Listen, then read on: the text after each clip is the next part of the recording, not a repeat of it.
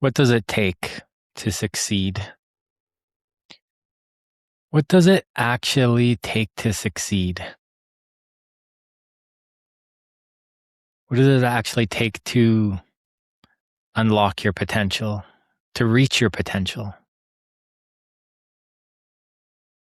What does it actually take?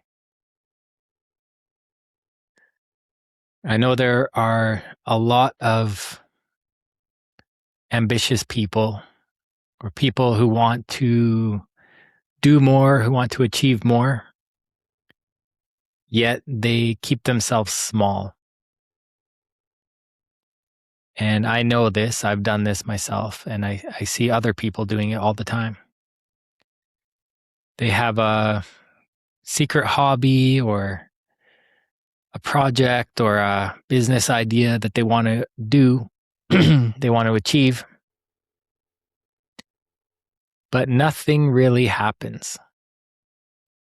Nothing really changes in their life. They keep going to the same job that they, kind of like. They keep tinkering with their project or their business idea in the background, very carefully though, not, with one foot in, one foot out. And they are the ones who are they're the dreamers, and they may have even called themselves a dreamer or been called dreamers, and that is also in a way holding them back, because it's implying that what they want isn't actually going to happen. We've all been told we need to be realistic, we need to do something practical. And, if you turn your passion into a business, then you're going to start hating the business, and you're going to start hating the passion. You're going to stop hating your hobbies. So keep your work and your hobbies separate, and all this advice, and with good intentions. But, some of us deep down, we know what we want to do. We know exactly what our perfect day looks like. We know what we love doing, what makes us happy, what brings us joy. And we just want to do more of that. And I'm that way. And I know many other people that way. And for a long time, I kept that part of myself hidden. There was periods of my life where I was perfectly happy to do the work I was doing, and I had hobbies. I did Brazilian Jiu-Jitsu for 7 years, and this was way back in 2000 to all the way to 2008, and I loved it. And every single day I trained and I learned, and I went 3 days a week, and if I wasn't training, I was reading books and videos, and consuming as much information as I could to master that skill, that martial art. And during the day I'd go to work and I'd challenge myself at work, and it was great. And there came a time where I had to quit Brazilian Jiu-Jitsu and find something new. And that was a struggle. There was even like a grieving process, because I needed to quit when I was 28 because of my knee and my back, and I just couldn't keep training. So I asked myself, what do I really love about this? What is it? What's the essence that I love about this martial art? The number one thing that came up was that I always get to learn. I always need to learn. There's always more to learn. There's strategy involved. And I get to coach people. I get to teach people, and I get to encourage them, and I get to see them learn and expand and grow in the martial arts. I also get to look forward to the future and predict what's about to happen in the match. And I get to relate and I get to connect with people one-on-one. And you can do this as well. So when you find something that you love, you don't just love it for a random reason. There are actions that you do in that activity that you find fulfilling. And these are your strengths. These are your values. These are what bring you fulfillment. When you're doing these activities, you lose track of space, you lose track of time, and you get into a state of flow. And when you're in this state of flow, it's very fulfilling.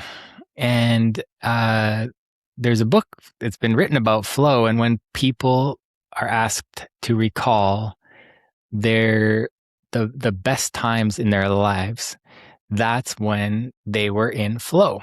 Or it was discovered that was when they were in flow. And flow is created when we are doing those things that we love. And when the challenge and support are nearly or perfectly balanced. So if the challenge is too high, then we start to feel stifled. And I've had this happen at tournaments where I wasn't mentally prepared to go into a jiu-jitsu tournament. So my joy for the activity started to go down during tournaments. But if the challenge is too low, like maybe at a job or any situation where, or maybe even during my martial arts classes when we were just training the same thing over and over again, then you get bored, right? So when you can balance the challenge and the support, or the challenge and your level of skill, then you get into that flow, right? When your skill is higher than the challenge, you get bored. When it's lower than the challenge, you get stifled. So, so by looking at the things that you love, you can discover what you value. You can discover the traits, or the actions that you love to do. And another way of identifying these values, these strengths that you have, is they were created from your voids. So I love learning now, but when I was a child, I did not like learning and I never felt smart enough.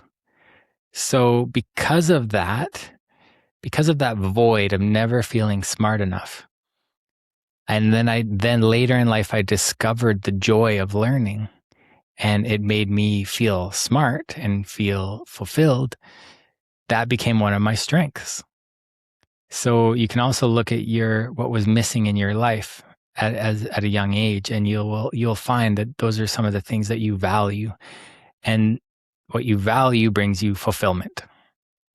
Now, if you can build your life around your values, if you can build your work and your business around your values, then every day you get to do what I think it was Warren Buffett said is tap dance to work. So you get paid to do what you love. You get paid to be in the flow state, and you get paid to, be in a state of joy and fulfillment. And if you can figure out how other people benefit from those actions, how does that contribute to others is the question you want to ask. What do others need? Where do their needs and what I have to offer overlap? So for myself, I'm a coach and I love to coach people. And I've spent years, decades, learning about how my mind works and testing all of these different coaching strategies, manifestation, NLP, affirmations, just anything I could get my hands on. And of those hundreds of thousands of books, I found a very little few, very effective techniques, strategies, and methods.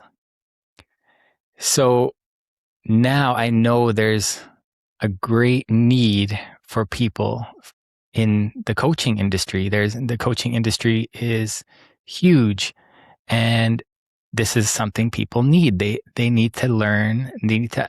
They want to take action. They want to overcome their obstacles, and they want to achieve their goals. So that's where what I have to offer overlaps with the market. So you can do the same, and you can start to build your life around your top 5 strengths. Now, there is a lot of interest around manifestation these days, and I really like manifestation, although I think there are some major components missing in the manifestation. One of the things I really like about the manifestation is the mindset. So the mindset is about abundance. And the mindset is also about trust in the universe.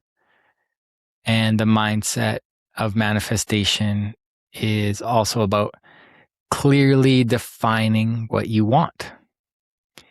And also the mindset within manifestation that's being taught is your being, choosing who you are being and what you are being, and raising your frequency or your state of being. And Tony Robbins would call it your state, your emotional state. And manifestation teachers would call it raising your frequency. And everybody has a different name for it, but it's basically you being in your optimal state of mind and body and spirit. So when you are in this highest state, then you're actually able to resonate with things and manifest things. But also what I feel is missing sometimes is the ability to take action. You have a much higher ability to take action when you are in these higher states.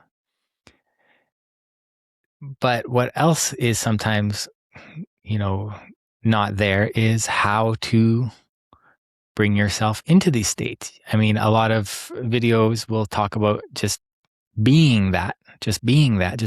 Well, some people can just switch it on, and it is a skill, and you can get good at it. You can use visualization. You can use your physiology, just like Tony Robbins teaches to use your physiology. You can use, there's a million different ways. You can be present. What I've found is there's 2 ways to approach raising your state, raising your vibe, whatever you want to call it, your vibration. One approach is through the mind. When you ask quality questions, when you get insight, real insight, where you see something that you've never seen before, you see a perspective that you've never seen before, then you have a huge epiphany, you have a big insight, and that just means you're seeing more than you saw previously, then you're able to take more action. Then your state goes up, and you feel a lot freer, and you feel a lot more joyful, and you can now start to take action. So that's one way, is through the mind, using questions. And that's what a coach can do, like myself, is ask those questions that will help to elevate your state of mind, to help you see things about yourself, to see some patterns in your life, to see other people in a new perspective, and even to see opportunities you might not have seen or resources you might not have seen before. So that's the way through the mind. Then there's another way. There's another approach. It's through the emotions. So we have goals, we have dreams, we have things we want to do, and we think about doing them, or we start to take action because we know what we need to do, but we won't do it sometimes. There's an emotional block there. Now, that emotion is, I like to call, resistance. And that resistance is like a wall that's between you and the action you need to take to get to your goal. But no one has ever taught us how to process these emotions, how to clear these emotions. So most of our lives, we will avoid those emotions. But the problem with that, by avoiding the emotion or suppressing it and stuffing it down, the problem with that is we're also avoiding the path to our goal, the action we need to take to get there. And that's where you get into procrastination, or you get into overthinking, and you get into perfectionism, where you're tweaking your website, for months, years, and you won't even do a social media post. So now your business idea, now the progress you want to make, it's stifled, it's slowed down. And we've all heard the advice, just take action. And that is great advice. But I think a lot of that advice comes from unconsciously competent people. They have somehow discovered at a young age, or I don't know, sometime in their life, how to manage their emotion enough to take the action. They've come up with a strategy to force themselves to do it. And that's how they're able to just take action. But if you were to ask them, how do you just take action? They may not be able to explain the mental mechanics that they're doing in their head to take that action. So just take action is the thing to do, but there are a couple of things you have to do before you take the action. So you might have your idea, your business idea, and then you run up against some resistance. That's when you have to do the mindset work. And you don't want to get stuck doing the mindset work. I know I've done this myself. We'll get so into the mindset work. It's so fun and having all these epiphanies, but you have to remember the purpose of doing the mindset work. And the purpose of doing the mindset work is to take the action to reach the goal. So just doing the mindset work and making that your hobby or your side thing it's still another way of stifling your progress. It's another way resistance sneaks in there and holds you back. Resistance will do everything it can to stop you from taking action. It will make you look like you're learning, like you're preparing, like you're planning, like you're just getting things ready, like you're making things perfect, but never taking the action. So the action is terrifying. The action is the hardest thing to do sometimes. And the reason for the way resistance is created, it comes from all of our old subconscious programming, all of the beliefs that we've created about ourselves. So some event will happen in our life. We might fail a test. We might, get a bad mark in school. We might have been rejected by a girlfriend or a girl we liked.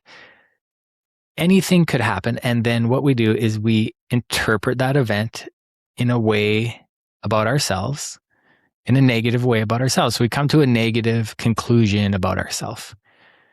I'm just not that smart, or I'm not good at relationships, or I'm a poor judge of character, or whatever it is. And this assessment is a negative judgment of ourselves.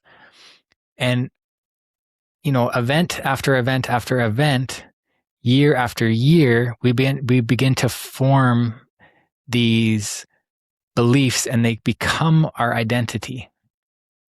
But this identity is a manufactured illusion of who we think we are.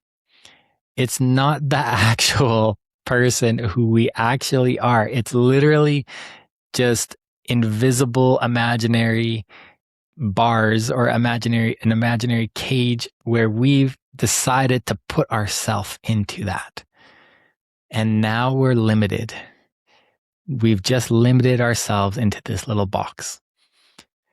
And when we try to push ourselves out of the box, because a part of us knows that there's more to us than that. A part of us really knows that we have more to us, that we have higher potential, higher abilities, and that is an illusion, and that none of those beliefs are actually true. So a part of us wants to push through the box we put ourselves in. But when we do, we hit that resistance, that emotion. Fear crops up, or even guilt, or even shame.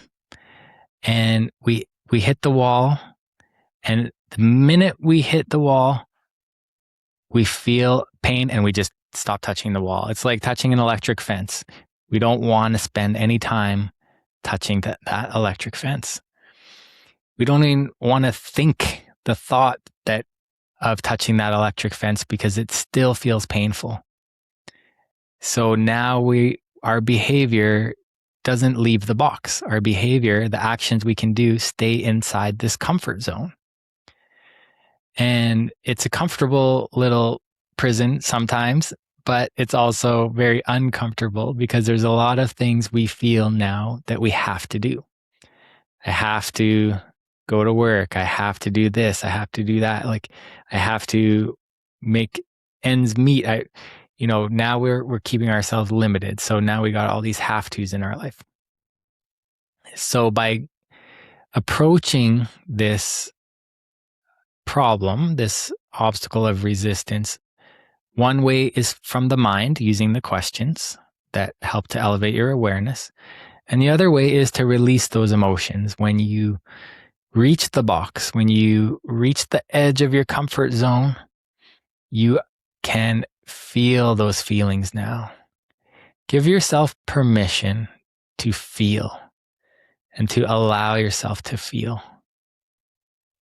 Instead of instantly getting your hand off the electric fence when you are pushing yourself into that discomfort zone, just let yourself feel that for a minute. And instead of being afraid of the thought or the picture of you taking action on that idea, sort of marinate in it. Allow it. Allow the feeling. Allow yourself to feel the feeling. So no longer avoiding the feeling. Every time we avoid something, we're keeping ourselves limited. It's like, I don't want to talk to this person, or I don't want to talk to this type of person, or I don't want to be seen. I don't want to put myself out there publicly. Or even just, I don't want to do certain activities. I don't want to, take the time to build a website or to build a social media platform because that's what I know I need to do, but it's going to be boring. It's going to be hard work. Even avoiding that is another form of limitation. So by allowing yourself to feel, you begin to expand that comfort zone, and you move yourself through the comfort zone or through the discomfort zone, and your comfort zone gets larger over time. When you feel a feeling and you finally give it enough time to marinate in that feeling and then let go of the feeling eventually. Ask yourself to let it go. And then once you let it go, now the feeling is released, and now you're free. You have just moved through a feeling rather than avoiding it. And to think about that, we've kept ourselves trapped within a prison of feelings for our whole life, living out of alignment, not doing what we love to do, just because we have been afraid to feel. I mean, this is a tragedy. This is terrible. It makes me think of Bronnie Ware's number one top regret of the dying. So she was a hospice nurse, or she visited people in the hospice. I can't remember, but she interviewed them. And before they were dying, she would ask them what their regrets were. And the number one thing was not having the courage to live their life according to their true self of what they really wanted. They lived the life other people expected of them. Now, other people, whether we want to admit it or not, other people have a huge impact on our behavior, on our psychology, on our state of being, how we feel. This social influence that people have over us, and notice I said influence, not control. This social influence over us is real. It's a real thing. Our feelings are real. I mean, that's another reason why just take action is really hard advice to follow, because our feelings are real. You know, what are my parents going to think? What is my mom going to think? What is my dad going to think? What is my best friend going to think? What is my girlfriend or your wife going to think, or your spouse? What is that kid from high school who was always opinionated and, you know, shooting out off at the mouth? What is he going to say? What is he going to think?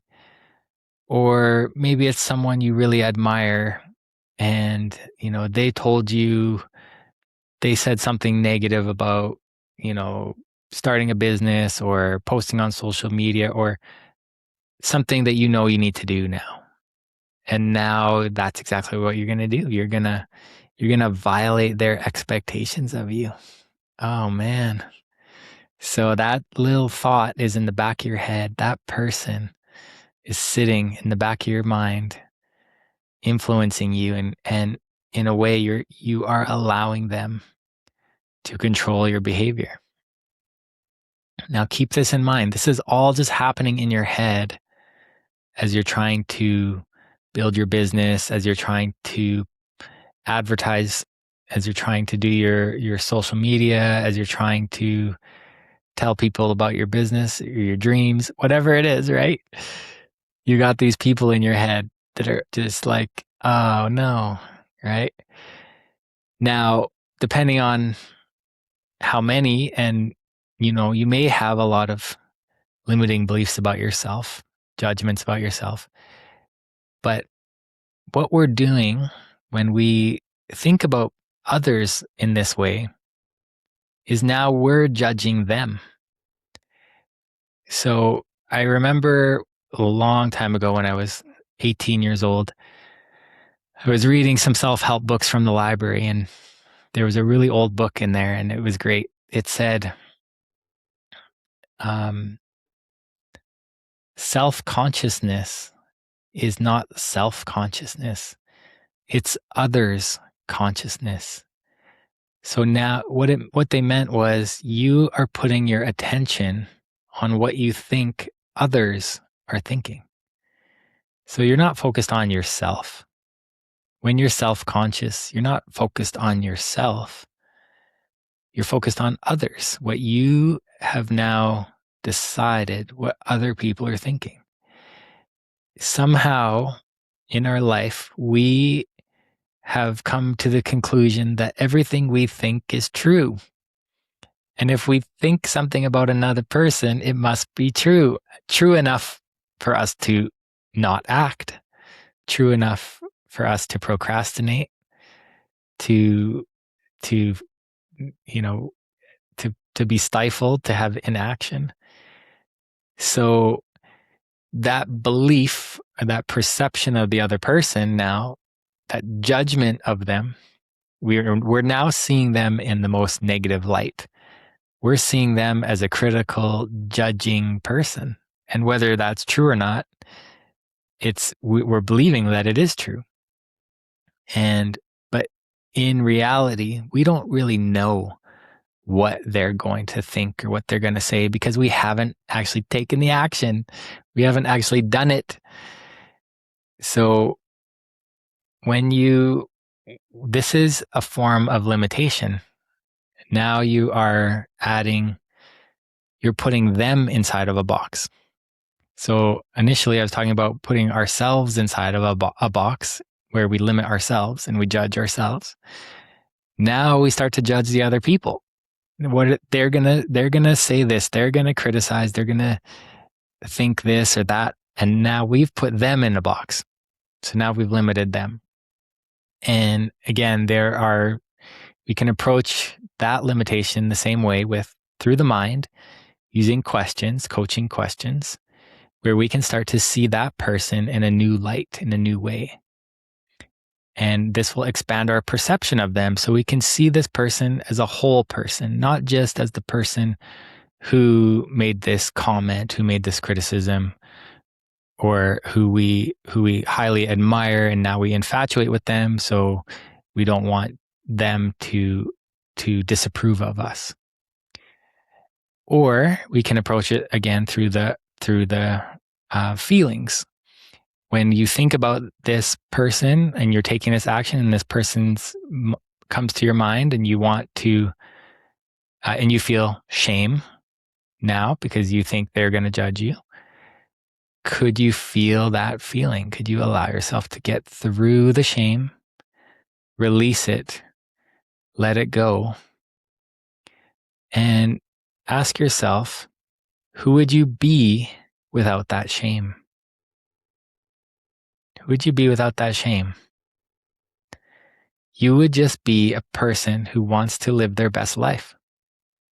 You would just be a person who wants to build a business. You would just be a person who wants to have more, to reach their potential, right? That's who you would be without shame. That's who you are. You're an entrepreneur. You're a content creator. You're a business owner. So you get through that feeling. And then I didn't mention this before, but every time you go through a feeling, every time you choose to feel, go through, release, your awareness will go up. You will get clarity on the situation now. You'll see yourself more clearly, more objectively. You'll see the other person more objectively. Like, who are they? When they were saying that comment, who were they? What were they doing? Like, maybe they were just frustrated. Maybe they were annoyed. Maybe they were going through a rough time, having a bad day. So as your awareness rises through questions, through releasing emotions, removing blocks, your state rises. And now you become more objective, more clear. You become more resourceful. You become more joyful, and you even become more compassionate and more loving towards yourself, towards others. And you're able to now finally start to take some action. Now, just because you've released some emotions and you're able to take some action doesn't mean you're suddenly going to get your goal and achieve what you want. You're going to start getting experience. So before, you were not even getting any experience. You were just experiencing procrastination and self-doubt. Now you're finally start to do the thing that you needed to do. And you can start to get experience. And as you get experience, you're going to have failures. You're going to, things aren't going to go great. There's going to still be negative feedback, which you can choose how to interpret that. You can choose how to interpret criticism. You can choose how to interpret judgments. And there will be naysayers. There will be opposition. There will be challenges. And so while you're going through these challenges, also look at who is supporting you, who believes in you, who thinks you can do it, so that you can start to balance out, I have this many critics, but I also have this many supporters. So, and maybe some of those supporters are the ones that you thought were going to be your critics. So this is more mindset work. These are more questions you can ask as you're now starting to take action. And as you get more and more experience, you begin to develop your skill. Your skill begins to rise. And then as you begin to develop your skill, that's when you start to reach your first success. And after you reach your first success, you may just decide to stay there for a little while, but knowing you as an ambitious person, you're going to want the next higher, tougher, more interesting challenge or goal. The next idea is going to be a little bit more higher. And as you do that, guess what happens? Resistance. You reach that resistance again. Then you go back through, do the mindset work, keep going, release the emotions, ask those, get coached, or ask those coaching questions, coach yourself, and then start taking the action again, get the experience, develop the skill, and then reach the goal. So I think that's what it takes. If you're gonna create the life you want, it needs to be in alignment with your values. It needs to serve others. And you know what? I didn't actually talk about the law of service. So let me go back to when you are turning your values and the things that you love to do into a business. You have to think about the law of service and the law of fair exchange. You will only receive what you have given. So you cannot sit back and think that you're going to just manifest something out of nothing. Like you're going to win the lottery or get a big windfall of money or something. There's it doesn't work that way. You have to contribute. You have to benefit somebody else, many other people. The more people you can benefit, the more people you can serve, the more you're going to receive. So this means if you want to make a lot of money, you have to serve a lot of people. You have to benefit a lot of people. So that's why at your day job, you are only making a limited amount of income because you're only serving a limited amount of people. So look for a way to gain leverage. Look for a way to serve many people with your time and your effort. Right? So the more you serve, the more you receive. And you have to serve the people first. They have to benefit. And this brings up like the idea, like what is what does it mean to benefit them? And why do people, this kind of brings up that whole thing around money. So let's just talk about money for a minute. Money, we call it an exchange, a medium of exchange, right? For services or products or services, right? Without money, in the end, money is imaginary, right? It exists in our mind. The Federal Reserve prints all the currency they'd ever need in the US, and all our central banks do that. They do that here in Canada as well. Money is literally printed out of thin air. Okay. So really, it doesn't exist. It exists in our minds. And it's a measuring tool to try to keep things fair and in fair exchange. It's the best that we have right now to manage the law of fair exchange. So when we are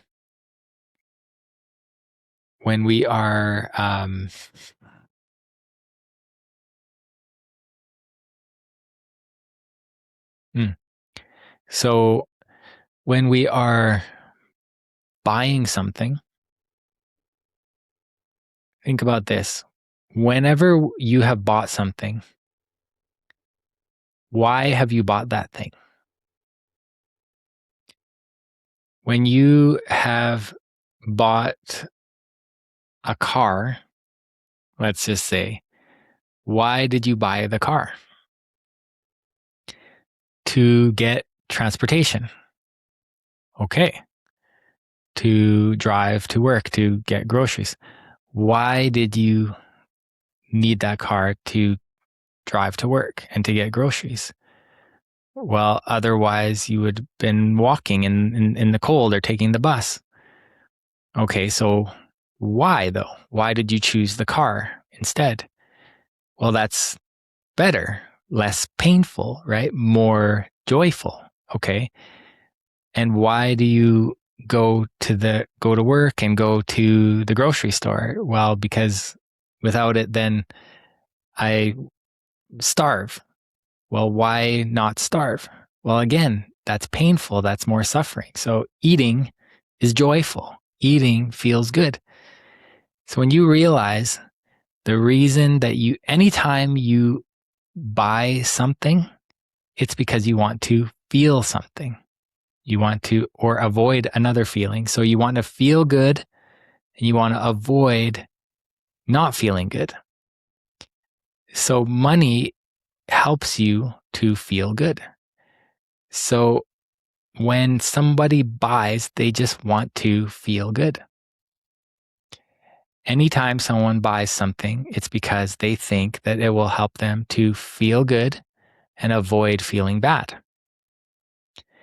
Now, can you use your skills and your abilities and your strengths to help other people feel good, feel better in some way? How can you benefit them? All right. Now, how can you benefit them on a grand scale, on a large scale? Right? The more you're able to benefit them, the more you will receive. Now, if you take this to the highest level, the highest perspective, when you care about people enough to help them feel good, to help them, no matter what business you're doing, you could be, you might have a paper business that makes paper. You may have a manufacturing business. You may have, it doesn't matter what it is, but the purpose of it in the ultimate ending is to help people feel good and to avoid pain. And this is how you care for people. And this, from the highest level, is actually love. And if you love people enough and you care about them enough to get over your own fears, enough to get over your own self-doubt, enough to get over your old programming and your old baggage, enough to take action, enough to take risk, when you care about people enough and love them enough to do these things to benefit them, then you will receive. So going back to the money concept, I love to think of money as love. It's a form of love.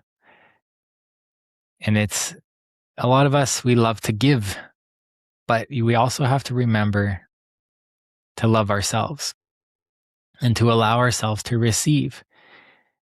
I've met a lot of entrepreneurs, they want to give, but they don't want to charge. They want to serve, benefit others, but they don't want to receive any payment, or they're not comfortable receiving any payment. There's another mental block, an emotional block, a belief about ourselves that we formed where we've decided that it's better to give than to receive. So by doing that, we're also, again, violating the law of fair exchange. And anytime you break this law of fair exchange, you're gonna feel pain. You're not gonna get the result. So by allowing yourself to receive, you're also benefiting the other person. You're building your situation up so that you can serve them better. So be sure to allow yourself to receive as well, not just always being a giver. Right? Keep it balanced. Receive and give. So, creating a life in alignment with yourself, benefiting others, doing the mindset work so that you can overcome resistance, defining your goals, taking action.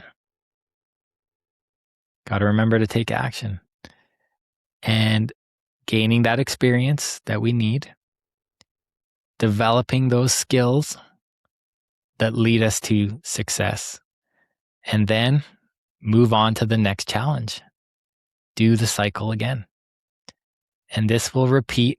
And as this cycle repeats, you're going to grow as a person. Every time you do this cycle, you grow. And your skills grow, your experience grows, your knowledge and your comfort zone grows, and your perception of yourself expands. Your perception of others expands. And another thing that expands, which I didn't get to yet, is your perception of the world. Some of us see the world as a limited place with limited opportunities, with scarce resources, with limitations, essentially.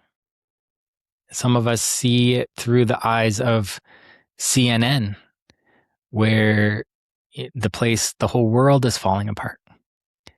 And some of us see it as a beautiful place, and with lots of opportunity, with lots of resources, with lots of loving, caring human beings. And so as you go through this cycle, you can also change or choose your perspective of the world. What beliefs have you created about the world that you might want to question, that you might want to look into, and look at how those beliefs of the world are affecting your actions? Are they holding you back, or are they empowering you? So this is another level of the mindset work. Now, if you like this talk, you'll probably like my community. It's a school community where we do the work, we do the mindset work. And we do it around the premise that its intention is to take action, that its intention is to achieve the goals that we want to achieve. So if you're interested in my school, my community, it's on Skool, Skool. You can look up my name, Doug Spence.